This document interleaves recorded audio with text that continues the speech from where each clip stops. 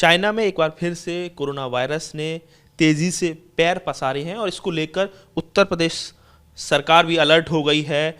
एक विस्तृत दिशा निर्देश मंत्रालय से जारी किए गए हैं। ब्रजेश पाठक जो स्वास्थ्य एवं चिकित्सा मंत्री हैं, उन्होंने विस्तृत दिशा निर्देश तमाम सीएमओ को जारी किए हैं। तो ऐसे में आगरा प्रशासन क्या तैयारियां कर रहा है, क्योंकि आगरा एक टूरिज्म नगरी है, बहुत बड़ी संख्या में फॉरेनर्स भी लगातार आगरा आते रहते हैं। आगरा सीएमओ अरुण श्रीवास्तव जी हमारे साथ हैं। सर, क्या क्या तैयारियां आप प्राथमिक स्तर पर कर रहे हैं? और चूंकि आगरा इसलिए भी सेंसिटिव है कि लगातार देशी विदेशी टूरिस्ट यहाँ लगातार आते हैं, तो ऐसे में चुनौती और ज़्यादा बढ़ गई है। जैसा कि केंद्र सरकार द्वारा गाइडलाइन एडवाइजरी जारी की गई है और हम लोग 2022 पूर्व जो हम लोग की 2022 में गाइडलाइन दी गई थी, उसके आधार में टेस्ट, ट्रैक एंड ट्रीट के आधार पर हम लोग अपने आप को तैयार कर रहे हैं। सबसे पहले जिन संवेदित स्थलों से हमारे विदेशी पर्यटक ज़्यादा रहते हैं, वहाँ पे हम लोग अपनी टेस्टिंग को बढ़ाएंगे, खासतौर से एयरपोर्ट और ताजमहल और जितने भी ऐतिहासिक इमारतें हैं। और इसके अतिरिक्त जो हमारे एंट्री पॉइंट, चाहे वो रेलवे स्टेशन हो, बस स्टेशन हो, इन पे भी हम लोग अपनी टेस्टिंग्स को बढ़ाने जा रहे हैं।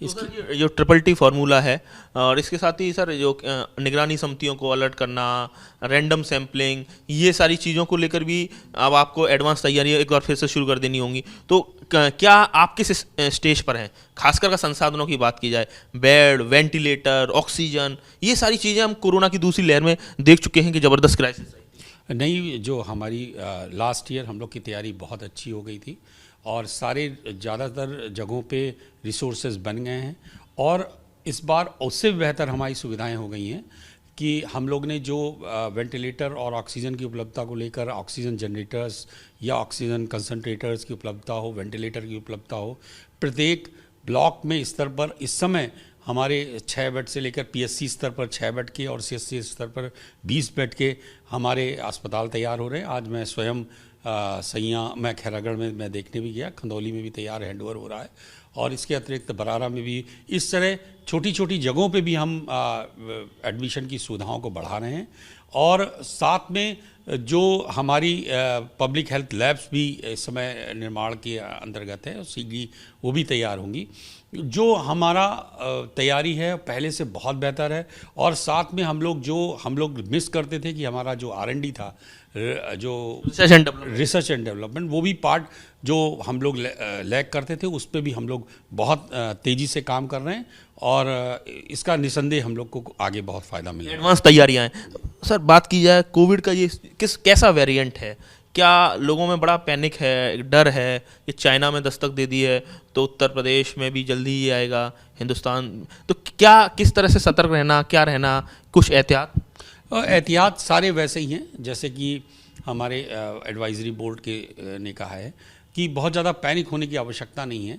यद्यपि मोर्टेलिटी इसकी अच्छी, मतलब ठीक ठाक है, लेकिन फिर भी चूँकि बाकी देशों से हमारा जो वैक्सीनेशन स्तर है वो बहुत अच्छा है, बहुत बेहतर है, इसलिए ये जो नया वेरिएंट है कैसे रिस्पांस देगा ये अभी रिसर्च का विषय है। और मुझे उम्मीद है कि अगर हम लोग थोड़ा सा प्रिकॉशन, जैसे पूर्व की बात, सोशल डिस्टेंसिंग, साथ में अपने मास्क का प्रयोग करना, हाथ को सैनिटाइज करना, इस छोटी छोटी चीज़ों पे भी बेसिक्स पर लौट जाएंगे तो बहुत ज़्यादा हम लोग को आसानी होगी।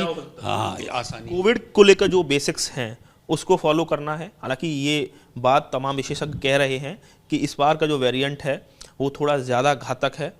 ये तभी पता चलेगा कि जब ये बीमारी अगर हिंदुस्तान में, अगर दुर्भाग्यपूर्ण तरीके से अगर हिंदुस्तान में आती है, तो उसके बाद ये पता चल सकेगा कि कितने बड़े स्तर पर इसका संक्रमण देखने को मिल रहा है। लेकिन आगरा स्वास्थ्य विभाग पूरी तरह से तैयार है। संसाधन को लेकर जो एक्सरसाइजेस हैं वो एक बार फिर से शुरू हो रही हैं।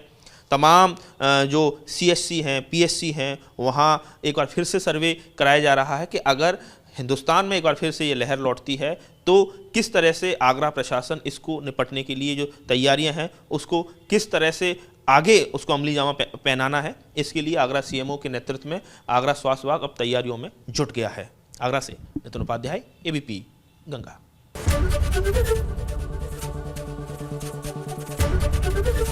ABP गंगा, खबर आपकी, जुबान आपकी।